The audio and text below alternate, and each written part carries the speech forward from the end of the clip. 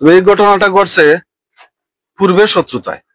বিশেষ করে আজ থেকে 2-2.5 মাস পূর্বে একটা স্বর্ণের চেইন শালিকের মেয়ে নিচে নেওয়ার বাদে এটা তারা বিক্রিও করে নিছে।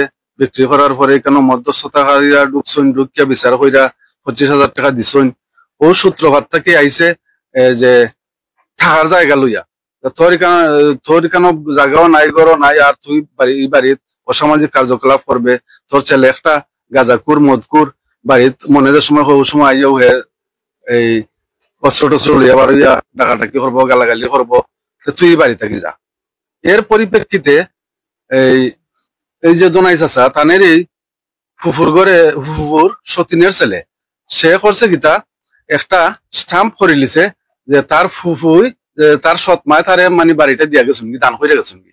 এই হিসাবে সে চাইছে যে শালিকরে ওই বাড়িটা দিলাইতো। এখন শালিকেও হে গরু টরু বিক্রি করে টাকা পয়সা মনে হয় কিছু দিছে, দিয়া ও বাড়িটা হে অনেক হয়তো হয় যে এই বাড়ি আমার, ইকান আমারে দিলাইছেন এইভাবে এইভাবে। কিন্তু এটা সম্পূর্ণ জাল একটা তত্ত্ব। কারণ এখানে আমরা দেখছি যে টিপ টুপ যারা সাক্ষী এরা মানুষ অনেক মোটা মোটা, কিন্তু বাচ্চাদের টিপ দেখা যায়। এটা জাল কইরা এই শফিক মিয়াও কেন এই বাঞ্চালটা লাগিয়ে রাখছেন। আর শফিক মিয়া একজন থানার সোর্স, এই হিসাবে থানার যে কোনো সময় গেলেও পুলিশ আইও এরারে বই বিতি নানান ধরনের নানান কিছু দেখায়। আমি নিজেও গেছি একটা ঘটনায় থানার, আমার সুবান চাচা আসলা, এই আজিজুল সাবেক আজিজুল মেম্বার আছিল, আমরা এটা মীমাংসা শেষ দিয়ে দিছি এবং পুলিশও কিছু বই বিতি দেখায়। কারণ তারা ওখান থেকে কিছু এই টাকা পয়সা খাওয়ার বিদায় বই বিতি দেখায়। কোনো মাইরও নাই, খাজ্যাও নাই, আইও পুলিশ। যেমন প্রথম যখন তারা গিয়া থানার জিডি করে, তারাই মারধর করছে এরারে, মারধর করে উল্টা থানাত গিয়া তারা জিডি করছে। এবার গতকালকে একলা ফাইয়া এই বয়স্ক মানুষটারে তারা এই শালিক মিয়া, শালিকের স্ত্রী, শালিকের 2টা মেয়ে, শালিকের মেয়ের জামাই, শালিকের ছেলে মাদকাসক্ত জাহাঙ্গীর, তারা সবাই মিল্লা বেটারে এলুফাতারি ভাবে বাড়ি গা টুসি এই সমস্ত দেওয়া হতে করছে। পরে আমরা ফাঁসের ঘরে একটা চাচাতো ভাই সে আইয়া এই উদ্ধার কইরা মহিলারে লইয়া তো হসপিটাল ফাটাইয়া দিছে। এখন ওনার অবস্থা যে গুরুতর, ওনারে সাথে সাথে রাত্রে রেফার করছে। আমরা লগে লগে খোঁজখবর নিছি, নেওয়ার পরে দেখা গেছে যে বেটার অবস্থা ঠিকই শোচনীয়। এর মধ্যেও আর্থিক অবস্থা খুবই শোচনীয়।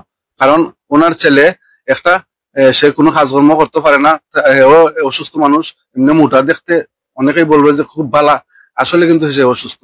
বড় ছেলে সে তার এই এখানে থাকে না, অন্য জায়গায় থাকে, সেও কোনো খোঁজখবর নিচ্ছে না। এখন চাচাতো বোনের ঘরে উনি আশ্রিতা হিসাবে আছেন, খাওয়া দাওয়া সবকিছু লালন পালন ওরাই করতেছে, বিশেষ করে ফিরিজুল। কিন্তু এখন ওনার চিকিৎসাটা করবো কে? এই যে পুলিশরা যদি থানায় যদি কেন ইন্ধন না দিত এরারে, তাহলে এরা এত সাহস পাইতো না। এখানে কিছু প্রশাসনেরও এই গাফিলতি আছে। আখটা আমি হঠাৎ করে চিল্লানি বুঝছি, কন্যা দৌড়মারি বারোইয়ার দিকে আমি যাইতে যাইতে তারা সবে বেটারে মাঝখানো হারাইয়া তারা মাইয়া ফালাই দিছে। আমরা পাশের বাড়ির একটা ছেলে আমি শিখ ফালাইছি বাদে তোর ছেলেটাই গিয়া তান্ডে উদ্ধার করেছে। উদ্ধার করার পরে আমরা মানে হসপিটাল লইয়া যাওয়া হয়েছে। শালিক মিয়ার ছেলে জাহাঙ্গীর, সুমি, তার বাদে হইলো গিয়া রিতা, এরপরে হইলো গিয়া শালিক মিয়ার বোন নাম জুসনা শালিক মিয়া, তার লগে তার দামান, মানে সবাই মাগরিবের নমাজ এই সময় ফোরাওর। আমাদের কেউ বাড়িতে না পুরুষ বলতে, শুধু খালি আমি আর আমার একটা বউ গরো, আমার বউ বারোইতে আমি দিছি না, আমি দৌড় মারিয়ে বারোইয়া গেছি। যে ডাক্তারে চিকানি উঠে গেছে কি, ওঠার পরে তারা ডাক্তারের এফআইআর করে দিছেন যে তোমরা উসমানী তাড়াতাড়ি লইয়া যাও। শালিক ভাইয়ের ফয়েগো গাঞ্জা মদ খায়, মদ গাঞ্জা খাইয়া ইয়া চুরি চাকু লইয়া ইয়া ডাকাডাকি করে তানের বউয়ে যে তেমন ব্যবহার করে আশেপাশের মানুষ দেখে জানে তারা মুখের বাসা এত নোংরা। আমরা মান সম্মানের বই আমরা গ্রামের পঞ্চায়েতের টাইম যাই, কয়েকবার গ্রামের পঞ্চায়েতে বিচারও করছি না। ইয়া আর ঘটনাটা শুরু হয়েছে গিয়ে আপনার এই 2 মাস আগে একটা সোনা চুরি করছে শালিক মিয়ার ফুইরে বউয়ে মিললে তারা। এই সোনাটারে এই গ্রামের পঞ্চায়েতের মাধ্যমে একটা রায় হইয়া 25,000 টাকা দেওয়া হয়েছে, 58 ওজনের সোনা। এই সোনাটার থেকে শুরু হয়েছে গিয়ে বেজাল। এই বেজাল থেকে শুরু হওয়ার পরে শালিক মিয়া একটা বাড়ির মাঝে একটা জাল দলিল করে লিছে স্টাম্প। এই স্টাম্পটা আরো জনে করে দিছে জাল আপনার খিদিরপুরের শফিক তানোর নাম। এই শফিক মিয়া এই জাল একটা স্টাম্প খুঁজা তাইতে আমরা বাড়ির কিছুটা জায়গা অংশ তাইতে দিলাইছেন দান খুঁজা। এই নইলে এই বাড়ির একজন মহিলা বিয়ে হয়েছে শফিক মিয়ার হাতন মার লাগেন, হাতন মার জায়গারে তাই নিজে খিতা খুঁজা একটা জাল দলিল খুঁজা দিলাইছেন আপনার না আপন কেউ না তানোর ফুফুর হতিফা।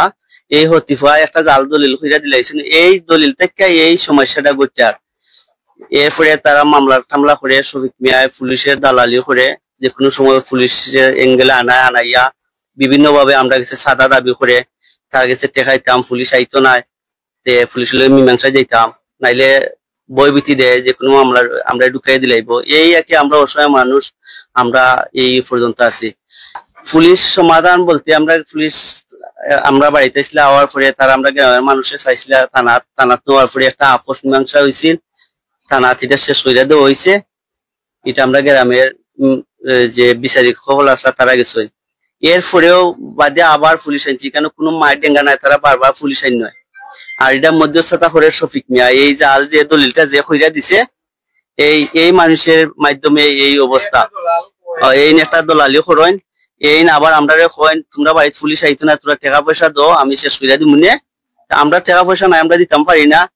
এই থেকে তাই একটা বিশৃঙ্খলা লাগাই আমরা বাড়ির মধ্যে রাখা, নাইলে তাই নইলেও বইবুতি দেখায় যে কোনো মামলা মকদ্দমায় আমরা আসামি কইরা দিলাইবা। এখন বর্তমানে গতকালকে যে ঘটনা ঘটছে আমি জানি না, এখন শুনছি ফ্রিজুলে আমার খবর করছে রাত্রে ফোন দিয়া কইছেন, আর এখনো ফোন দিছেন। আমি আসলাম আরো উনি আইছি, আইয়া বিচারে দেখলাম যে এই যে ঘটনাটা ঘটাইছেন এটা বালা নাই, এই ঘটনাটা মুরব্বী মানুষ, এটা খুব বাদ জিনিস করছেন, এটা ঠিক নাই, এটা ঠিক করছেন না, এতটুকু পর্যন্ত আমার জানা।